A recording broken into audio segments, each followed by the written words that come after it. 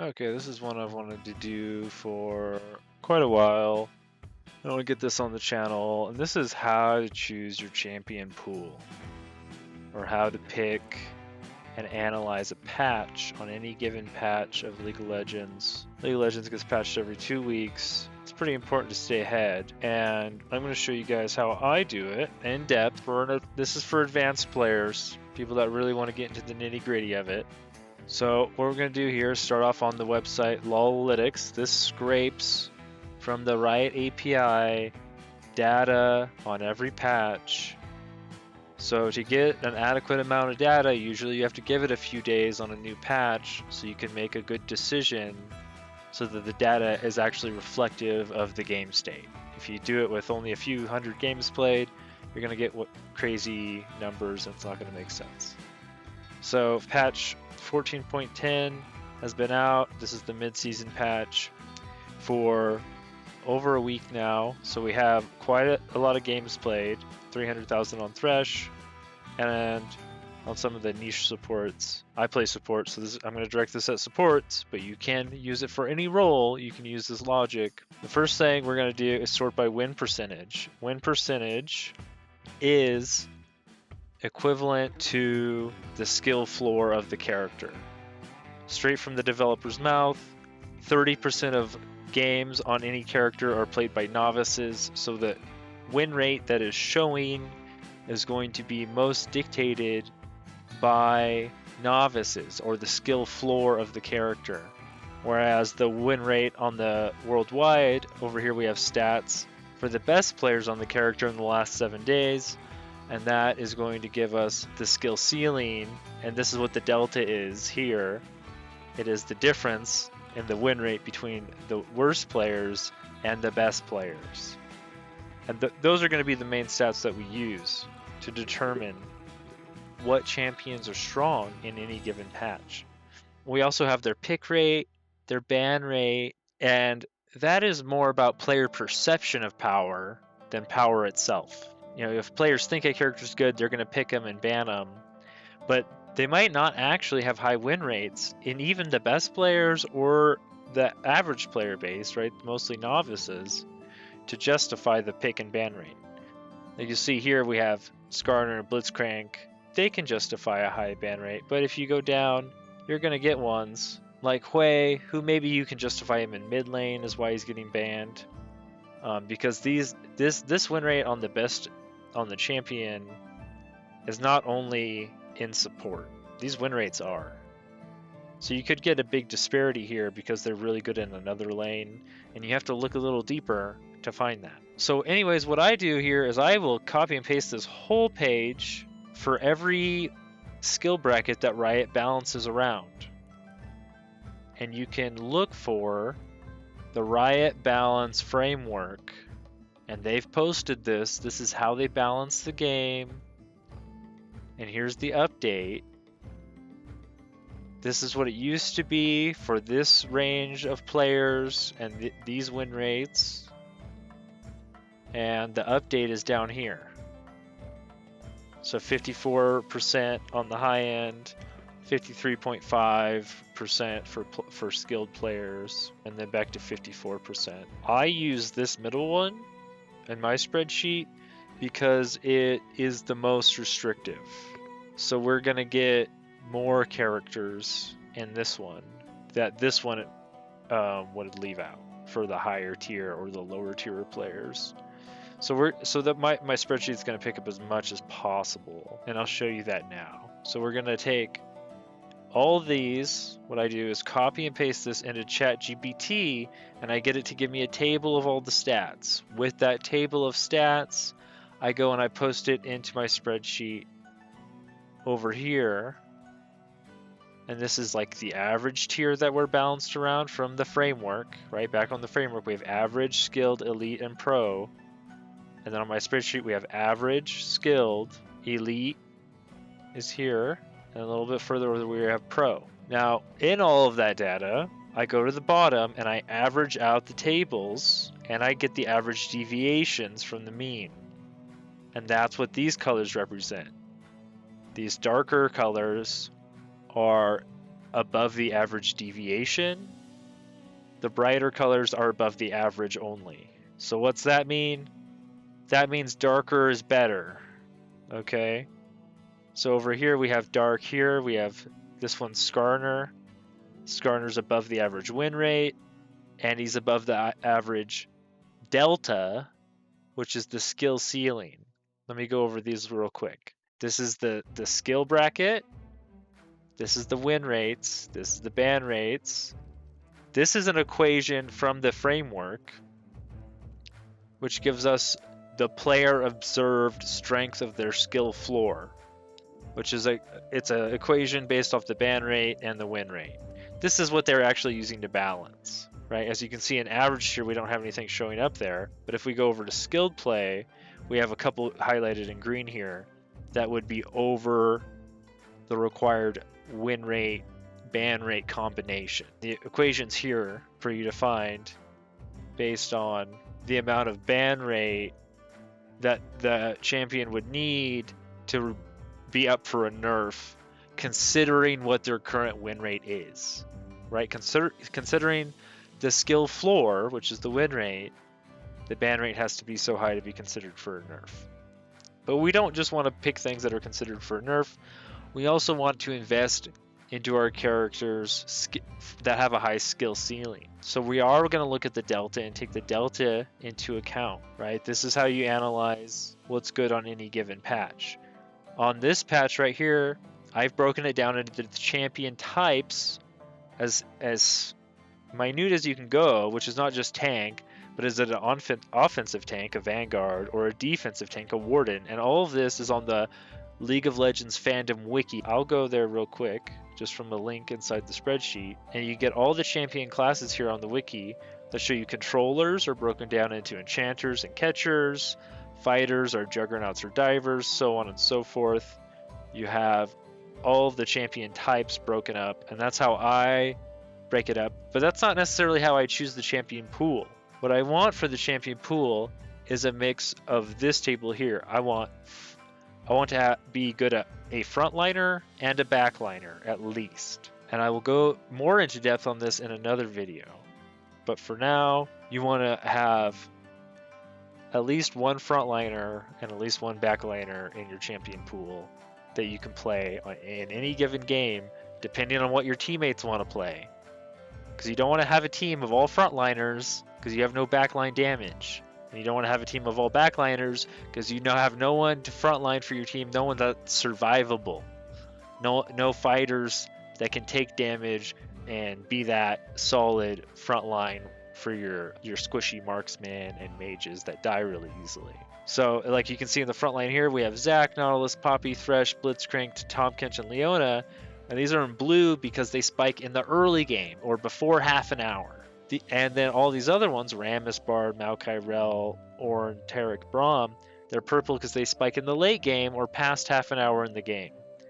And that's so that you know when you're playing the game whether you should be more aggressive or more passive and how you should kind of play the lane out and what you're playing for. Because when in your team composition, you want a mixture of not only frontline and backline, but early game and late game. So really, if you could be good at early game frontliner and a late game frontliner and an early game backliner and a late game backliner, you would be able to fill any hypothetical role that your team comp's missing, whether they need late game scaling or they need more early game characters to have a presence in the first half an hour of the game and do stuff on the map to get the objectives. You want a good balance. I'd say perfect balances are 3 and 2. You can have 3 frontliners and 2 backliners, 3 backliners and 2 frontliners, 3 early game champs and 2 late game champs, or 3 late game champs and 2 early game champs. You want the closest to 50-50 you can get. And with a 5-person team, that's 3 and 2, right? So when your teammates are picking in champ select, you want to be identifying if they're early game or late game champions. And you can do that right on Lolalytics. If you start to memorize this graph that I'll show you. If you scroll down on Lolalytics on any champion, you will get to not the game length distribution, But the win rate versus game length, this green line here is what you're looking for. And you can see Tarek actually on this patch is doing super good 15 to 20. So he's doing really good in lane, which is surprising. Usually Tarek, I have him on my spreadsheet from a few patches ago where he was doing really good at the late game. So even this graph can change patch to patch. But right now, he's spiking early game, 15 to 20 minutes, which is really good for him, right? That means you can play more aggressive early. And if you go into the matchup section on the website, you can switch this to weak against. And he hardly has any champions he's weak against right now. Only Janna is giving him a hard time, which is crazy good for this character. Let's go back to 1410. That's another thing you can look at there, is this matchups. And if they have only 2 bad matchups in the patch, that's a good sign that they're really strong. Now why Tarek didn't make it onto this list here, which is my final list for the patch, with red being up for nerfs, already established by the developers, and green being showing up multiple times, is basically what I highlighted green here. Why Tarek isn't showing up here is because Tarek doesn't have a high skill ceiling. You're only going to get so good with Tarek in about 30 games, where you can see his skill set, the difference right here is about 3.5% between the average player and the player who plays Tarek all the time. And that is not great. We want champions that pay us back as much as we're playing them. We don't want champions that are going to not pay us back for putting a lot of hours on them. So Tarek didn't make it, but we do have other similar characters like Rel, Alistar, Nautilus, and Skarner, who all are going to have high deltas. And I even have pro play on here. Can't really take Orianna seriously as a support because she was only played in 1 game. But I put her on here for the sake of it. But you have to look a little bit deeper, and where you get the pro data from is gall.gg. This is where you get all the pro data. Let's bring it up real quick. I'll show you how to use it. Go to season 14, go to the latest season. Make sure we don't have the newest patch on here, so we can use all of the games up until now, because there's a small sample size in pro. We're going to switch it to our role, and we're going to sort it by picks, and you'll see here that some champions are only picked once. And so you don't have a big sample size. I'd say right around, on this one where Nico is, right around 80, right? You want at least, about here you start to get good data. 40 games plus. That's pretty good data you can go off of. It's kind of arbitrary. But anyways, you can just copy this table to the clipboard, put it in ChatGPT, tell it to make a table for you. You can slam it into the spreadsheet. And that's what I've done here. We can see this is sorted by order of pick. So these ones at the top are picked more, which is different than the rest of the tables. So it can be a little bit confusing if you're looking at the rest of them. But we can see that they pick...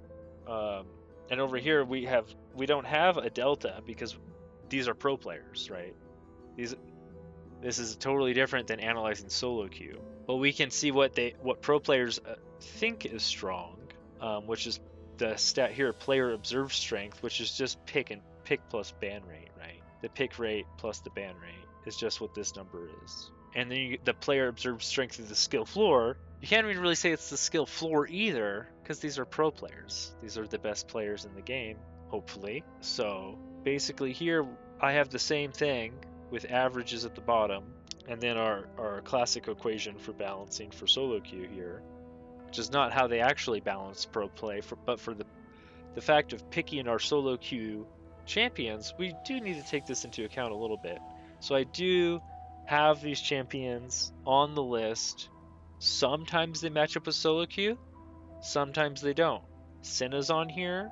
She's probably pretty good in solo queue right now, but people in solo queue aren't showing that. The solo queue data doesn't represent that very well. That doesn't necessarily mean that she's not good, but you have to take the data into account holistically. So what we're looking for in this part of the table where I have the front line and back line detailed, I also detail out these 5 stats here, which are KDA ratio, damage and plus healing per death, which is like output per death, and damage per healing plus gold, which is like scaling, output per gold scaling. Gold per CS, which is how much your champion, how CS hungry your champion is. I just call gold efficiency.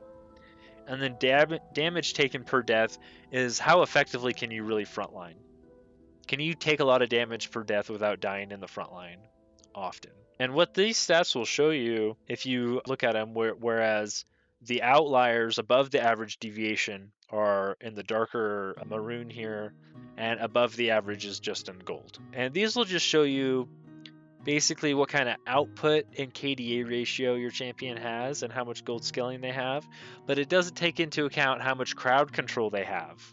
So I found this to be a little iffy because obviously a champion like Sona, who's got very little crowd control, is an outlier in every single metric on this. But that's because Sona has little agency in the game to win the game on her own. She requires her teammates to play very well and allow her to scale and get items. And if everything goes right, Sona outputs above average numbers in every category. But that doesn't tell the whole story because there are games where Sona doesn't get to play the game because the enemy team is super aggressive towards her and her team early on in the game. And for every crowd control ability you give a champion, and every playmaking ability, which is to say crowd control ability, or movement and crowd control, to be able to effectively leverage your gold advantage over the enemy team, you have to take down some of these base stats from these sections. So you can see a good instance of this would be Zyra.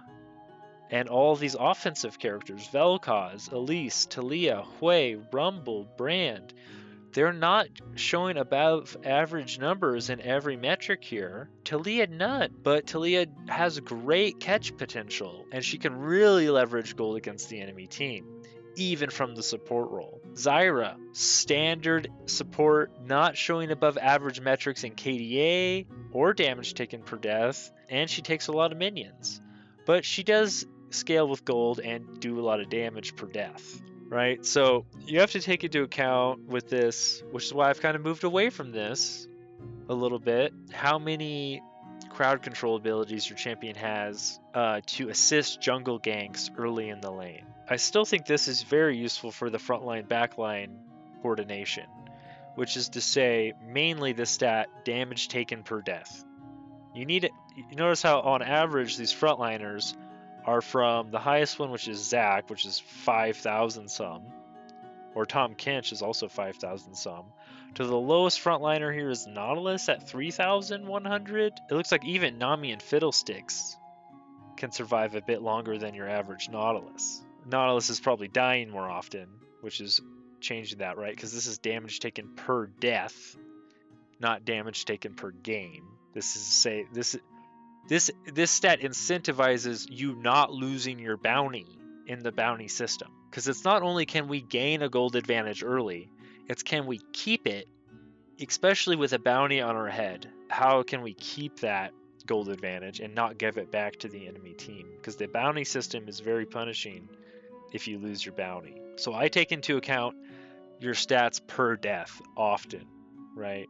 3 of these stats take into account how often are you dying, because it's usually not worth if you got a bounty on your head. It's hard to make that worth. So you'll see the backliners here on average the backline is 3,000 damage per death and the front line's about 1,000 more. So that's basically the difference between a frontliner and a backliner. You have to do about 1,000 more damage to a frontliner than a backliner. And that's a meaningful difference when you need people to face check bushes and get vision down in the game. You can't do that nearly as well with any backline support, especially if that's your job as support. You really need other characters to walk ahead of you, so you have to have those frontline characters on your team to do that, so you can follow them around and ward with them. So if you have a whole bunch of backliners on your team as support, you're going to want to pick a frontliner. And this applies to other roles too. You need to think about the team comp altogether. I've been playing a lot of Thresh on this patch. He showed up on that new mastery system change. And with that, I don't have the client open right now, but you can find in your collection tab under champions a masterwork chest you can get if you play one of 10 characters and you get enough milestones on. I think you have to play at least 3 of those 10 characters. You can get a chest. So I've been playing, Thresh showed up on mine. I've been playing Thresh for the first time in a long time and really trying to get good with him. And I would say to climb, you're going to want to lean your builds a little more offensive than recommended, because you want to take more agency into your hands. You really need to take agency into your hands in the game. So, for instance, for Thresh, you can see, if I go down to runes, here, you can see the highest win rate runes is Guardian, and the most picked rune is Aftershock. But I don't go Guardian or Aftershock, I take Glacial Augment, because Glacial Augment slows the enemy. And I also, and these ones are much more defensive in the resolve tree. And I also build first item an AP item on Thresh.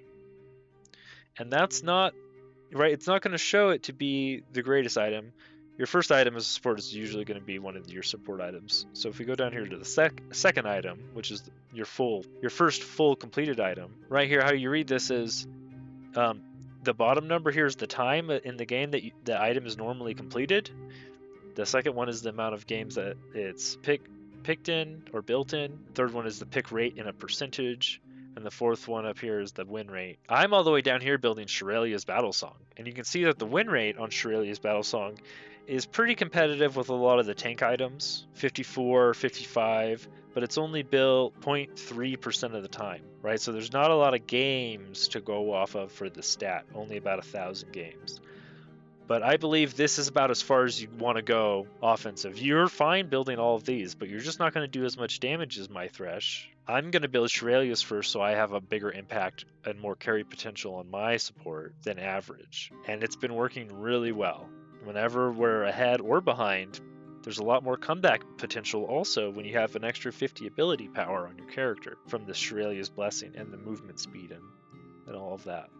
And then I go into a more standard build with tank items. That's about as offensive as I'll go. I still, for my support item, I'll still go this Solstice Slay, because it is about a 1% difference between the offensive choices. And it is about a 1% difference here between the Trailblazer and Shirelia's.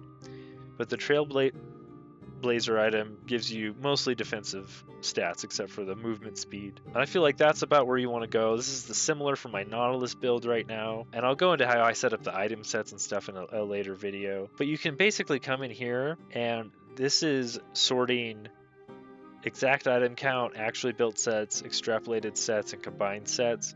I like to go with the extrapolated sets because it sorts it by win rate. And you can just sort through here, and you can find whichever one is about where your champion power spike's at, which normally coincides with the highest win rate build. So I have like a 61% win rate build here, which is 1, 2, 3, 4, 5 items with boosts. So around item 4, so around half an hour in the game is where you're gonna get these completed build. And you can see here, Solstice Slay all across. So we can select that twice, and that means when it's yellow, that means it'll show us builds where this item is built in any order. And next we have a lot of cooldown reduction boots. I've been going boots of swiftness, so I might want to reconsider. It looks like these cooldown reduction boots have a little bit of a higher win rate at this point in the game. But you can double click the boots that you want to see in your build, and then you can do that all the way down. Right, you don't see any Shirelia's Battle Songs here, which is interesting, probably because it's a much more early game power spike. I bet if I go up here to 3 items, you might find some Shirelia's, or it might be bought so little. Here's one. It's bought so little that this won't even recommend it in very many builds, even though the win rate down below is very high. This is taking into account a certain amount of data to show you the builds in the extrapolated sets. And you could do combined sets, which shows the actually built sets alongside this, but that's going to rank it by pick rate, right? The amount of games it's actually built in. If you go to this one, or if you go over to this section here, it's the amount of games is what it's ranking it by. And I like to use this one because it's more about win rate. I want to know what's good, not what people think is good. So we can go down here to your skill order on your character, and right, we're trying to justify how can I get this highest win skill order ranking, which is QWE, which is a little bit more defensive than QEW, right? What's about a 1.9% difference. This is picked much less of the time, but it works much more of the time, is going for your Lantern second. This is a weird scenario where do we really want that extra damage on E for the cost of losing 2% win rate? Because what we're gaining in that win rate, we're losing agency when we sacrifice damage in the game. Whenever you're sacrificing damage or crowd control, like cooldown on your crowd control abilities, which just scales this 3-second less cooldown if you max it, you are getting a bigger shield, and maybe that's really you can use the shield to be more offensive. Maybe that is the secret thing here. Whereas if you play this correctly and you're using the shield for yourself or an ally to make plays that you couldn't otherwise make, this is almost 2% win rate that you can gain from maxing this way. So you're going to want to look at this for your champion. You don't really need to go into this amount of detail on these other tabs, but at least look down here. For your early game purchases is right above this. I believe, no, never mind. You gotta go all the way back up here for early game items within 10 minutes. This is basically going to tell you, are you buying a refillable potion? Are you buying your Dark Seal on this character, right? What are you rushing? Right, Dark Seal is only a 50% win rate. It may not even be worth purchasing the Dark Seal on Thresh at 50% win rate. It's not really helping you win. So I've got to update my Thresh build to do a little bit of different things, it looks like, according to this new updated data. And you should be checking this every once in a while and trying to determine, is the way you're playing your character correct? Is the champion pool that you're playing correct? Could you fill more roles? Or is your champion so hard that you should just focus on playing your one champion, right? If you have an extremely high skill ceiling on your champion, and some do, like Skarner's at 10%, Rel's at 8%, Pyke's at almost 9%, that's a big difference in win rate. You should be putting more games on one character with high skill ceilings. If you're really trying to fill the role all the time, by picking frontline or backline, early game versus late game, you are going to want to focus a little bit more on lower skill ceiling characters. It's a great thing to think about. If you're filling the roles in your team all the time, or versus one tricking a character, you need to make the decision. Is one way better than another? No. You want to start with one tricking probably, and then incorporate a second character or a third character as you get better at the game. You don't want to be hopping around like I see majority of players do and play every character 5 or 6 times, and you'll never really learn the game because you're always learning your character. You're never getting to this skill ceiling on anyone, so you can't learn the rest of the game very well. And I have to teach a lot of players that in my solo queue lobbies. Simple game mechanics all the way up past Emerald and Diamond. Even into Master Tier, what like simple mistakes you're making because they focused all their time getting close to this skill ceiling on multiple characters, and they're good, right? You can get very high in the ladder if you can properly fill multiple roles at a high level, but learning the game is a little bit deeper. So with that, I'm going to leave you, and hopefully this will help you fill out your champion pool with these data points and these strategies a little bit better. Have a good one.